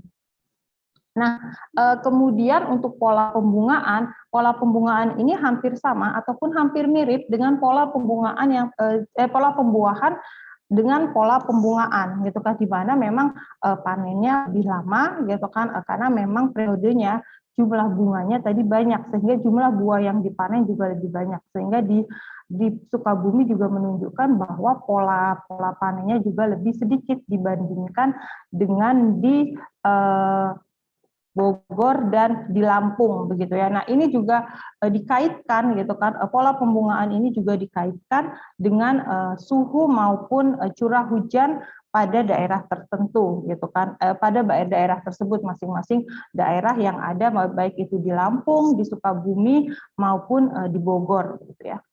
Nah, kemudian memang agroklimat ini ya selalu berhubungan pastinya dengan suhu dan curah hujan gitu ya, di mana setiap lokasi itu memiliki agroklimat yang berbeda-beda gitu. Nah, sehingga di sini memang tingginya jumlah bunga gitu ya di Lampung ini, tingginya jumlah bunga di Lampung ini berhubungan juga dengan tingginya suhu dan rendahnya kelembapan. Rendahnya curah hujan gitu ya. Nah, artinya dan ini terjadi pada semua lokasi sehingga memang jumlah bunga itu berhubungan dengan tingginya suhu dan rendahnya curah hujan gitu kan pada semua lokasi penelitian. Dan setelah dibuat bleed plot-nya pun gitu ya, dari bleed plot ini terjadi korelasi yang negatif antara suhu, jumlah bunga, bakal buah, jumlah buah itu dengan hari hujan dan kelembapan gitu ya. Nah, sehingga di sini dapat dilihat bahwa memang banyak pengaruh ataupun agroklimat itu ataupun jumlah buah, jumlah bunga, bakal buah maupun jumlah buah itu sangat berpengaruh dengan agroklimat ataupun iklim di daerah setempat. Nah, memang dari hasil-hasil tersebut akhirnya dilihat gitu ya bahwa di daerah-daerah tertentu itu dapat dilihat adanya bagaimana tadi kita bisa membuat kontinu suatu buah gitu ya, di mana pada wilayah seperti di Sukabumi itu artinya kan dia lebih panjang masa berbuahnya begitu ya. Nah, bukan lebih panjang, maksudnya lebih bergeser. Nah, disitulah kita akhirnya bisa menggeser ya untuk ketersediaan buahnya. Nah, kemudian ini kualitas buah. Kalau kualitas buah memang tidak jauh berbeda sebenarnya untuk baik itu di Lampung, Bogor, dan Sukabumi tidak berbeda nyata, tetapi hanya di Sukabumi itu menunjukkan lebih rendah gitu ya, baik itu dari ATT-nya gitu kan, kemudian dari PTT-nya dan ATT-nya lebih tinggi dibandingkan dengan Bogor maupun di Lampung gitu ya. Nah, sehingga memang kesimpulannya terdapat perbedaan ya pola pembungaan dan pembuahan serta panen buah jambu biji kristal ini terkait dengan ketinggian tempat dan perubahan agroklimat. Mungkin itu saja Pak yang dapat disampaikan. Nah, ini adalah mungkin publikasinya. Jadi ini publikasinya sudah diterbitkan pada jurnal Q4, kemudian ada jurnal Sinta 2, kemudian juga bagian dari disertasi saya sudah saya seminarkan di Perhorti waktu di Bogor, kemudian jurnal internasional dan juga di Bali begitu ya. Kemudian saat ini diseminarkan di seminar jurusan gitu kan. Nah, ucapan terima kasih memang saya ucapkan ke Universitas Lampung yang telah mengizinkan saya melaksanakan tugas belajar, kemudian di IPB yang telah menerima saya, dan Ristek Dikti untuk beasiswanya. Itu saja Pak Esti, saya kembalikan ke moderator. Terima kasih. Terima kasih pada Ibu Dr. Diana. Langsung saja silakan kalau ada pertanyaan. Tampaknya Pak Saiful itu sudah siap-siap. Silakan Pak Saiful. Langsung. Terima kasih Pak Esti. Terima kasih juga Bu Diana. Kebetulan ini saya berada di ruangan yang sama dari Bu Diana ya. Nah, ini sebetulnya saya sudah melihat telaah itu dengan sangat banyak sekali tabel dan datanya, grafiknya. Tapi pada dasarnya satu hal bahwa agroklimat ini tidak mudah untuk diubah. Jadi kalau curah hujannya sudah seperti itu, lebih banyak di Sukabumi, ya tidak bisa dipindahkan ke Lampung supaya curah hujan di Lampung meningkat. Begitu juga tinggi tempat, kalau Sukabumi lebih tinggi, kemudian cenderung lebih bagus, kemudian tidak bisa bahkan dipindahkan ke Bogor. Nah ini, apakah ada usaha untuk memperbaiki klimatologi setempat, paling tidak secara mikro, ya? Dan itu akan sangat mahal. Sebagai contoh misalnya untuk menampung curah hujan, harus ada pengairan yang kontinu, terutama pada musim kemarau di Lampung. Nah, saya tidak tahu persis apakah kemudian tiga tempat produksi ini sebetulnya saling menunjang. Dalam hal misalnya di Lampung produksinya menurun, kemudian akan ada impor atau dikirim dari Sukabumi, dan begitu juga sebaliknya. Nah, kelihatannya di Lampung sendiri ini setiap kali saya lewat di pasar buah untuk Mutiara ini, itu tidak selalu ada terus, tidak pernah saya lihat ada kosong gitu. Bahkan sampai terbuang-buang karena tidak terjual dengan cepat. Terima kasih banyak Bu Diana. Oke, langsung ya Prof.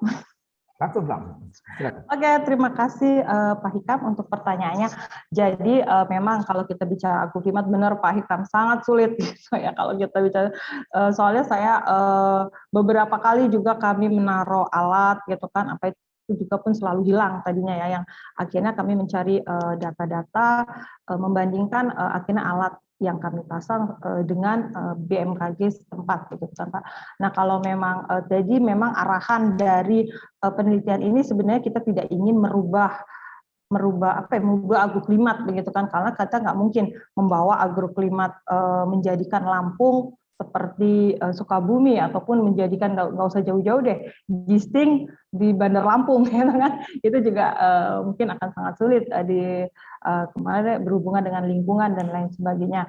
Nah, tapi memang tujuan ataupun arahan dari penelitian ini adalah itu tadi Pak, melihat kontinuitas ketersediaan buah gitu kan. Jadi kita bisa lihat bahwa kita kalau tadi itu kan berarti di Lampung lebih dahulu gitu kan melaksanakan panen. Kemudian bisa berhubungan, kemudian kedua itu di Bogor.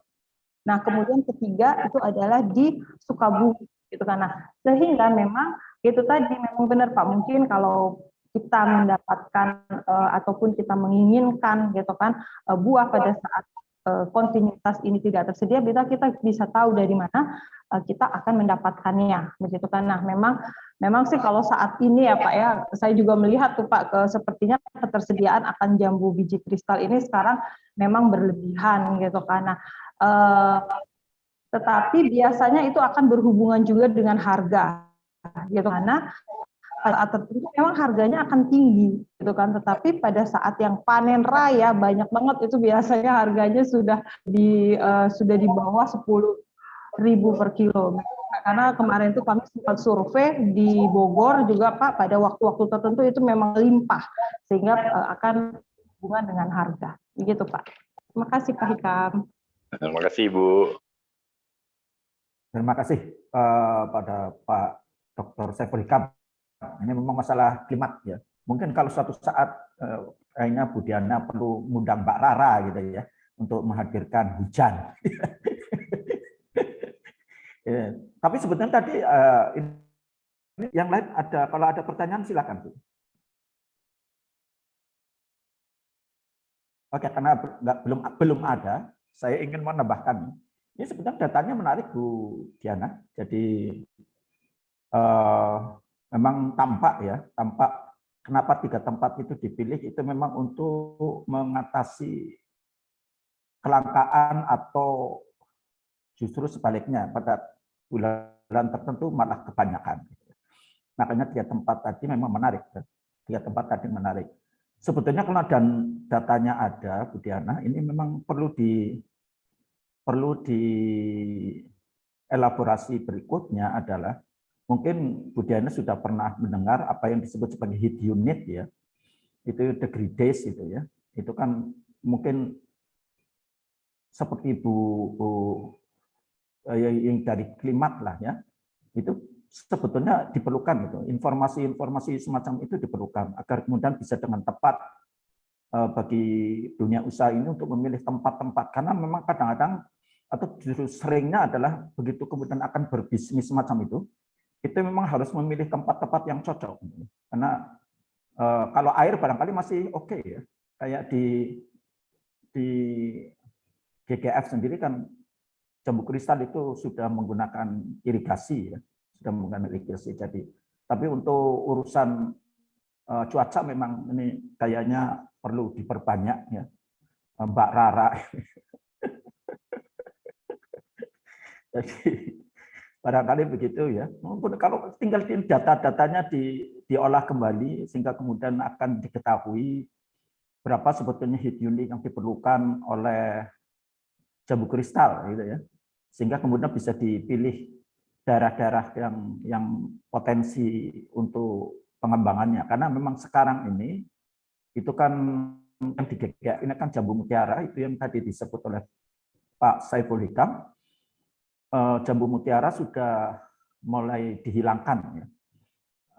Luasan ini sudah mulai dihilangkan. Itu mulai dari tahun-tahun yang lalu ya. Mahasiswa saya terpaksa kemudian sampelnya tidak bisa menggunakan jambu mutiara ya, karena sudah tidak ada lagi. Tahun yang lalu sudah tidak ada lagi. Jadi memang sekarang konsentrasinya ke jambu kristal karena memang harganya tinggi. Tapi begitu kemudian semuanya beralih kepada jambu kristal ya memang begitu. Itu konsekuensi bisnis itu memang semacam itu. Tinggal kemudian industri harus kemudian dikembangkan, industri yang lain. Oke, silakan yang lain barangkali akan memberikan komentar atau apa sebelum kita tutup. Oke. Silakan. Dari mahasiswa, ini kok dari mahasiswa mestinya harus banyak bertanya karena yang paling memerlukan informasi adalah mahasiswa. Ya. Kecuali mahasiswanya mendengarkan ini sambil kuliah. Punya HP 2, yang satu untuk kuliah, yang satu untuk semacam ini. Ya. Nggak bisa bertanya karena ada di dalam ruang kuliah. Oke, yang lain silakan. Pada Pak Eko Pramono, Dr. Eko Pramono, silakan. Dari tadi senyum terus, nggak pernah bergerak. Pak Akade Edi, silakan kalau ada yang ingin ditanyakan. Pak Giatno, Bunyi Mas, ini masalah pemulihan tanaman ini kan penting juga ya.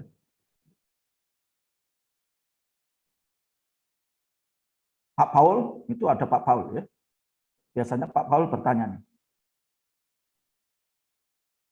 Loh, yang bertanya kalau cuma Pak Saiful Hikam, memberikan komentar moderatornya. Pak Saiful akan berkomentar lagi, silakan. Waktunya masih banyak, Pak Saiful. Saiful lagi, Pak. Oh ini, makasih. Makasih banyak Pak Resti, Bu Diana. Ini tentang ekosistem atau tempat tumbuh itu tadi ya. Ini biasanya berbeda. Jadi ada tempat-tempat yang kemudian menghasilkan kualitas utama atau premium. Kemudian ada tempat-tempat yang premium ini biasanya lebih sedikit produksinya. Ada tempat yang produksi banyak, seperti di Lampung. Apakah itu kemudian menurun kualitas premiumnya? Karena kita lihat bahwa banyak sekali kelemahan persyaratan tumbuh jambu kristal kalau ditanam di Provinsi Lampung. Ini mungkin di Lampung ini di dataran rendah, Ibu ya. Jadi sedangkan Sukabumi dan Bogor ini lebih tinggi dan kemudian curah hujannya bukan main, banyak sekali, 4.000 mm per tahun ya. Kemudian di Bogor 3.000 dan 2.000 ya. Apakah itu mempengaruhi kualitas sehingga di Lampung walaupun produksinya lebih banyak atau lebih tinggi tetapi kualitasnya lebih rendah dibandingkan dengan yang dihasilkan di Bogor atau di Sukabumi. Terima kasih banyak Ibu. Oke, terima kasih Pak Saiful Hikam untuk pertanyaannya.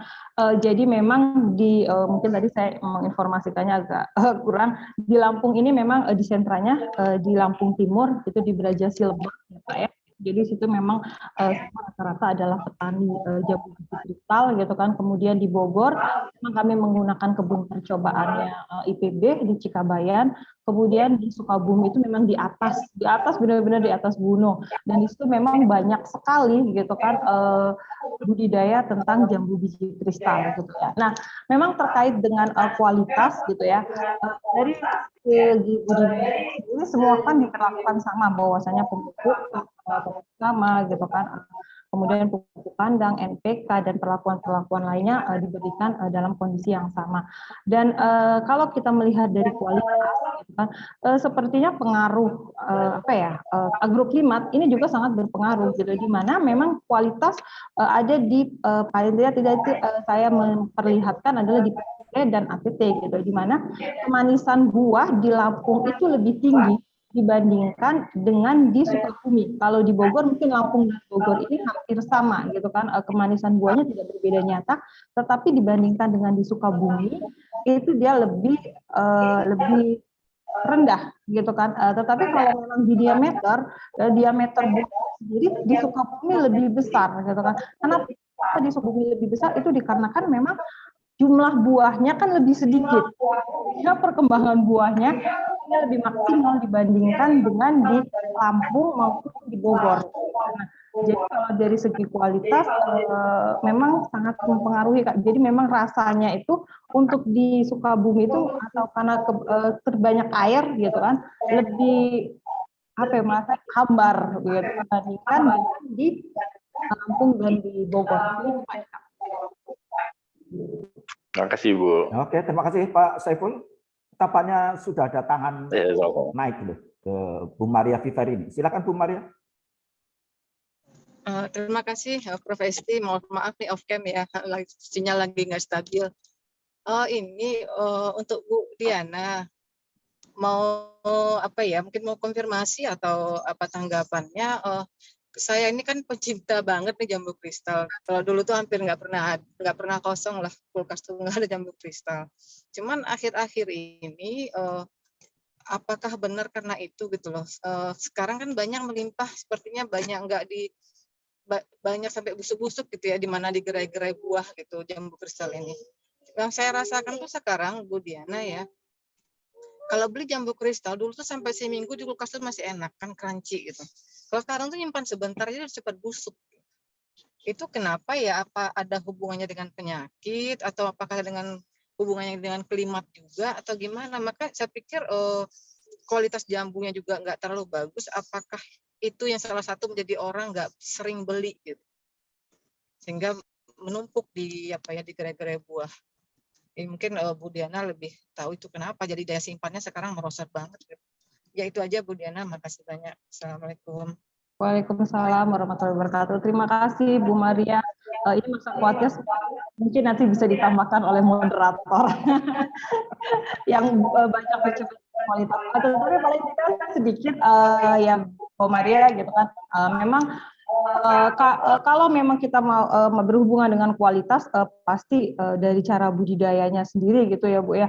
Jadi memang jambu kristal ini sangat rentan sekali gitu kan. Kita terlambat saja untuk membungkus gitu kan, untuk membrongsong aja pasti luarnya itu terlihat bagus, tapi begitu dibelah begitu kan, pasti dalamnya akan terjadi kebusukan gitu kan. Nah, artinya memang dari waktu budidayanya sendiri itu sudah harus dijaga. Nah, mungkin saat ini yang menyebabkan melimpah itu seperti itu. Mungkin petani kita ini sudah cenderung dengan banyaknya, karena sudah mulai booming jambu biji kristal, kemudian orang sudah mulai banyak membudidayakan. Nah, kemudian terlambat saja sedikit untuk membungkus, dipikirnya luarnya itu bagus, begitu dibuka kita busuk. Nah, artinya biasanya berawal dari terlambat pada saat budidaya, pada saat membungkusnya, begitu kan. Nah, keterlambatan itu biasanya karena memang kemarin mahasiswa di Bogor juga begitu, ada yang membandingkan beberapa bakal buah gitu ya, umur bakal buah untuk dibrongsong itu ternyata yang terlambat sekitar sudah 10 cm itu menunjukkan banyak gitu kan, banyak terjadi pembusukan di dalam jambu biji kristalnya ataupun di dalam buahnya itu sendiri.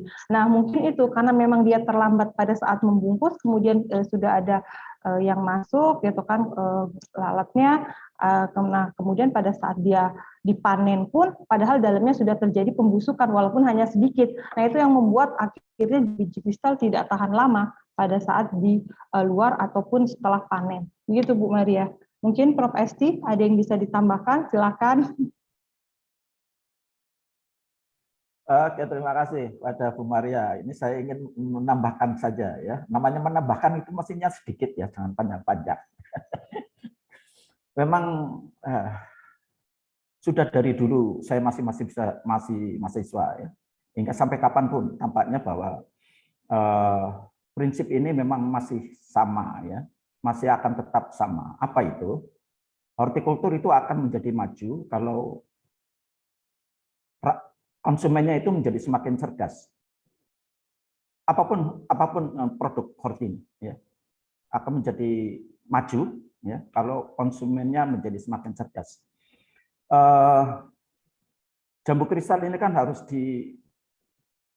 harus banyak-banyak diedukasi ya masyarakat ini terkait dengan jambu saladnya. Jambu itu kan ada dua, satu adalah jambu yang untuk jus, itu adalah jambu yang warnanya merah, itu pink. Itu biasanya kan sampai masak, namanya untuk di jus itu menjadi semakin masak.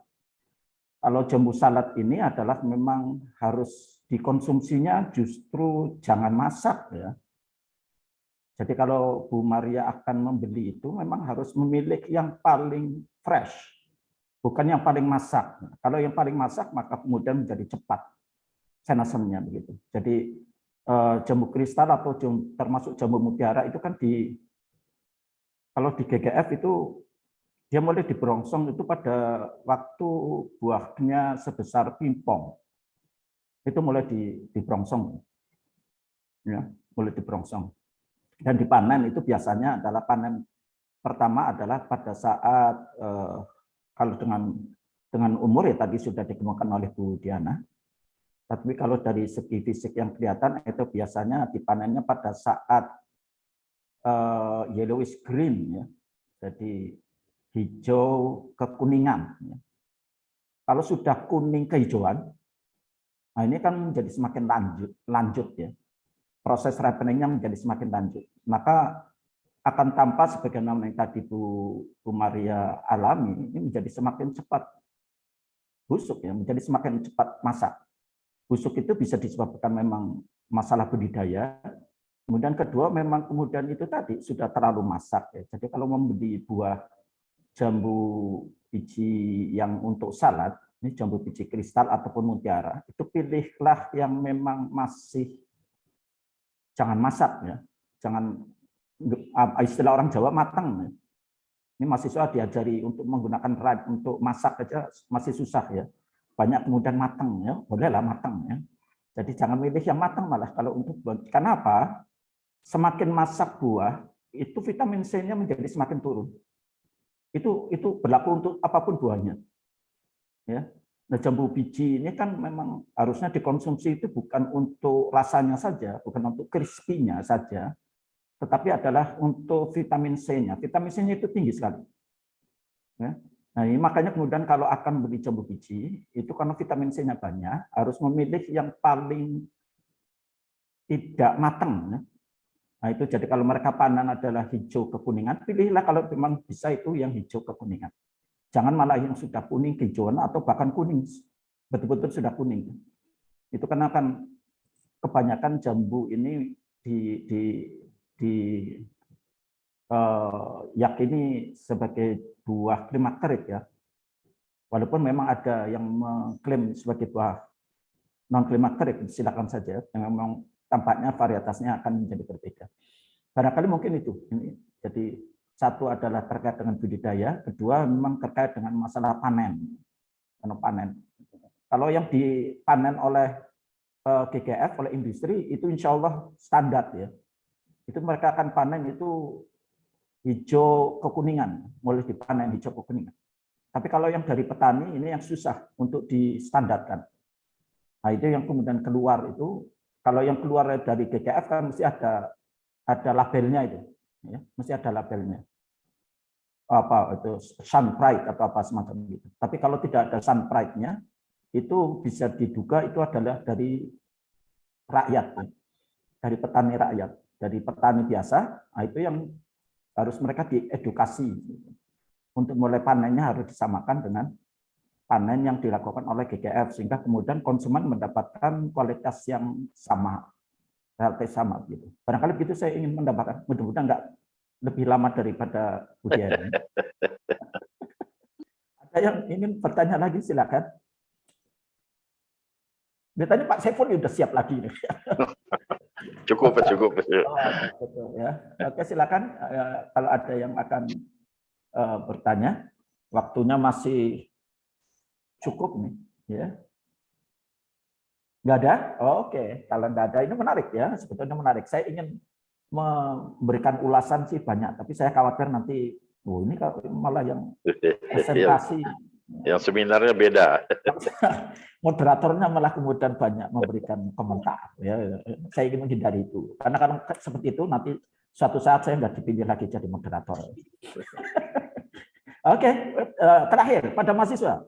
Ada yang ingin bertanya pada mahasiswa? Bunyi masih belum? Tadi terima kasih kepada Bu Maria yang sudah bertanya. Mudah-mudahan informasinya ini sampai. Pada yang lain, mahasiswa ini?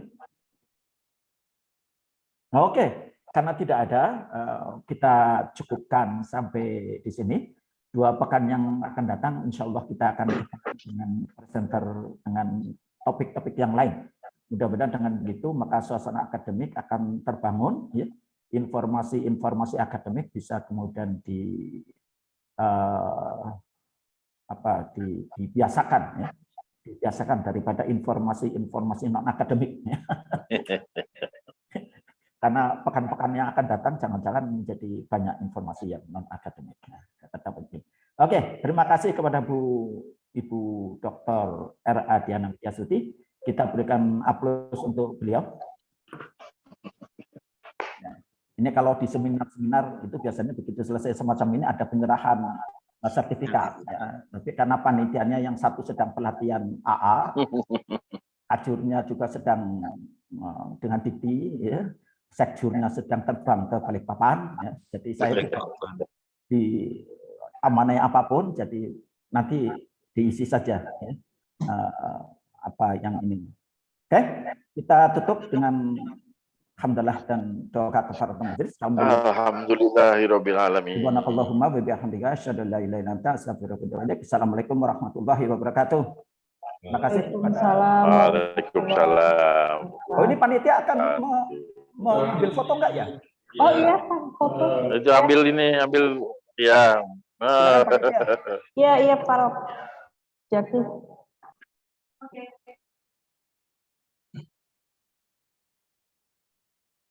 Agak senyum. Slide 1.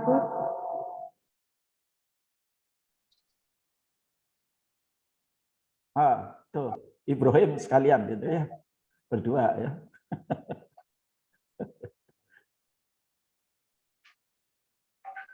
Oke, sudah? Oh iya, sudah. Sudah. Oke. Terima kasih sekali lagi kepada yang hadir. Kita insya Allah Terima kasih, Prof. Pasti. Mudah-mudahan dengan tema-tema yang menjadi lebih semakin menarik ya sehingga semester selesai. Oke. Kalau gitu kita ucapkan terima kasih kepada Bu Diana dan Pak Darwin. Kita ketemu insya Allah 2 pekan yang akan datang. Assalamualaikum warahmatullahi wabarakatuh. Waalaikumsalam. Warahmatullahi wabarakatuh.